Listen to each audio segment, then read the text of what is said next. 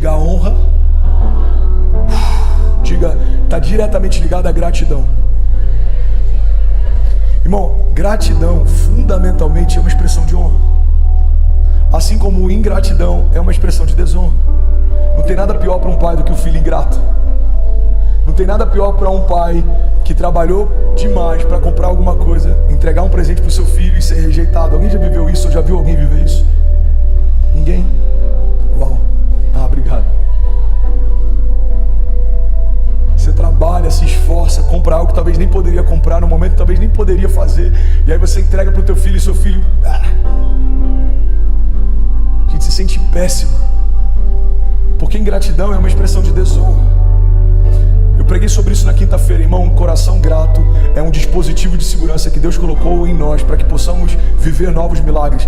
Porque quem tem um coração grato, lembra do que Deus fez no passado, está pronto para viver o que Deus quer fazer no futuro. A gratidão nada mais é do que reconhecermos que tudo que a gente vive é porque Deus fez, tudo que a gente tem é porque Deus deu, tudo que a gente pode é porque o Senhor fez. Irmão, olha para mim, a Bíblia diz que Ele é o autor e consumador da nossa fé. Então o que a Bíblia está dizendo é que até a fé que eu tenho para crer nele foi Ele que me deu. A Bíblia diz que nós só amamos porque Ele nos amou primeiro. Você tem noção que você só ama os seus filhos porque antes Deus te apresentou o que é amor? Não, eu amo os meus filhos. Pois é, você só ama porque Ele te amou primeiro. Porque se Deus não te amasse, você nem saberia o que é amor. Sabe os sonhos incríveis que a gente tem? A visão extraordinária que você tem? Você só tem porque Deus te deu. Porque Ele estabeleceu homens visionários, construtores, edificadores, mantenedores, gestores. José só governou porque Deus viu graça nele e chamou para governar. Davi só reinou porque Deus viu graça nele e chamou para reinar. Você só vai viver sonhos de Deus porque Deus viu graça em você e te chamou para sonhar. Você recebe isso? Diga amém. 2 Samuel 6,14, eu não vou ler, mas você já sabe dessa história. A Bíblia diz que quando Davi está voltando com a Arca da Aliança, celebrando junto com os sacerdotes e com os soldados, a Bíblia diz que de longe Mical olha para aquilo e ela rejeita Davi no seu coração.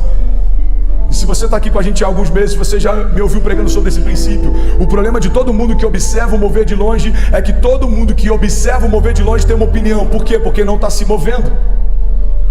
Mical olha de longe, a Bíblia diz que de longe ela observa e rejeita Davi no seu coração. E a Bíblia diz que até o dia da sua morte, Mical não teve filhos. Existe um princípio fundamental sobre ingratidão. Declara comigo, diga: ingratidão gera esterilidade.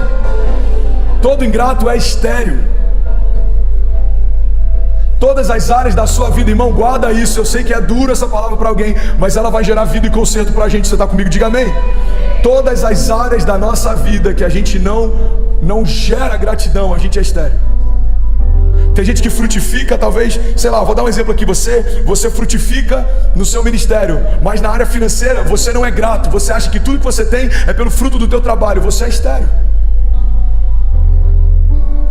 A esterilidade, ela acontece quando a gente não consegue reconhecer de fato quem nos deu o que a gente tem. A palavra aleluia, por exemplo, ela diz louvor a quem é de direito. Quando a gente está dizendo como igreja, aleluia, louvor a quem é de direito. A Bíblia diz que quando o profeta teve uma revelação do trono de Deus, no ano em que morreu o rei Uzias, ele viu o Senhor assentado no alto e sublime trono, e ele via querubins, ele via serafins, e os anjos em torno do trono diziam: Santo, Santo, Santo é o Senhor dos exércitos, e toda a terra está cheia da glória de Deus. Até os anjos se movem em honra e gratidão, sendo 100% santos, porque nós acreditaríamos que dá para viver longe disso. Um coração grato é um coração protegido. Um coração grato é um coração pronto para viver o novo. Até a ceia que Deus estabeleceu nada mais é do que um memorial de gratidão. Alguém tem mais 10 minutos para ouvir essa mensagem? De verdade. A ceia é um memorial de gratidão. O que Jesus faz? Ele estabelece um memorial. Todas as vezes que vocês fizerem isso, vocês fazem em memória do que eu fiz. E todas as vezes que vocês honrarem o que eu fiz, vocês estão prontos para viver o que eu vou fazer. 1 Coríntios 11, 23 diz assim: pois eu recebi do Senhor aquilo que também lhes entreguei. O Senhor Jesus, na noite em que foi traído, tomou o pão, tendo dado graças, partiu e disse: isto é o meu corpo, que é partido por vocês. Façam isso em memória de mim. Da mesma forma, depois da ceia, tomou o cálice e disse: esse cálice é a nova aliança no meu sangue. Façam isso sempre que o beberem, em memória de mim. Porque sempre que comerem desse pão e beberem desse cálice, vocês anunciam a morte do Senhor até que Ele venha. Alguém pode dizer glória a Deus por isso? Jesus está estabelecendo um memorial de gratidão que é todo pautado em honra. Todas as vezes que vocês se reunirem para fazer isso, façam a memória de mim. Por quê? Porque quando você honra o que eu fiz por você, você está pronto para viver o que eu ainda vou fazer. O que eu vou falar que talvez seja até questionado, quem sabe eu posso até ser combatido por alguns, com certeza vou. Mas já teve momentos na minha igreja, e com todo respeito à igreja que eu pastoreio, eu vou responder por ela, então eu preciso também ter autoridade para fazer e desfazer algumas coisas, mesmo que isso possa ser questionado. Lá em Miami, teve cultos de ceia que eu não consegui ministrar a ceia, porque a gente não estava com uma cultura de honra para ceiar. Já teve cultos que eu falei: gente, desculpa, mas a gente está tão distraído, eu estou vendo gente aqui que está tão a parte do que está acontecendo, eu não consigo ministrar a ceia num ambiente como esse. A gente vai cear à noite, se a atmosfera for diferente. E por que isso?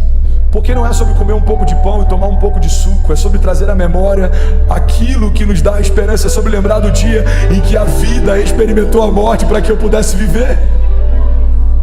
Existe um dia na Bíblia que a história relata que o sol se recusou a brilhar. O dia em que o sol se recusou a brilhar é o dia em que o Verbo vivo, o Filho de Deus, encontrou a morte para que a gente que estava morto encontrasse a vida. A honra é um posicionamento. A honra é pautada em gratidão. É impossível honrarmos a Deus se não formos gratos por tudo que Ele já fez. Irmão, olha para mim, porque isso aqui pode mudar a história de alguém. Muitas vezes a gente está reclamando dos milagres que ainda não viveu e está sendo ingrato com os milagres que a gente já viveu. Hoje pela manhã, quando a gente estava orando, eu falei: igreja, vamos, libere o seu som. Libere o seu som. E uma palavra que eu liberei, eu queria que você guardasse isso. Eu falei: quando o clamor da igreja for mais alto do que a murmuração da igreja, a gente vai experimentar um pleno avivamento.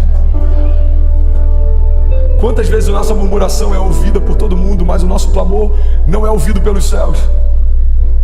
Para reclamar da política, a gente discute em mesas. Para reclamar do pastor, a gente discute nos corredores. Para reclamar do governo, a gente discute na internet. Para reclamar da Copa do Mundo, a gente discute com qualquer um. Mas quando chega na hora de clamar, um monte de leão parece que virou um gatinho. Vamos, igreja, feche seus olhos. Está olhando para o nada. Levante suas mãos. Eu estou cansado. Libere o seu som. O que a gente está fazendo aqui nada mais é do que impulsionar você. Faça algo, reaja, celebre, corresponda, participe. O culto não é para você. Aleluia. Aleluia. O culto não é para você. Viemos oferecer um culto ao Senhor. Não viemos assistir um culto. Como que foi o culto hoje? Foi mais ou menos. Não, o seu culto foi mais ou menos porque você estava mais ou menos. Eu não estava bem, eu não estava afim, eu não estava conectado, eu não queria ouvir, eu não estava atento. Então não é que o culto foi ruim, você ofereceu um culto ruim.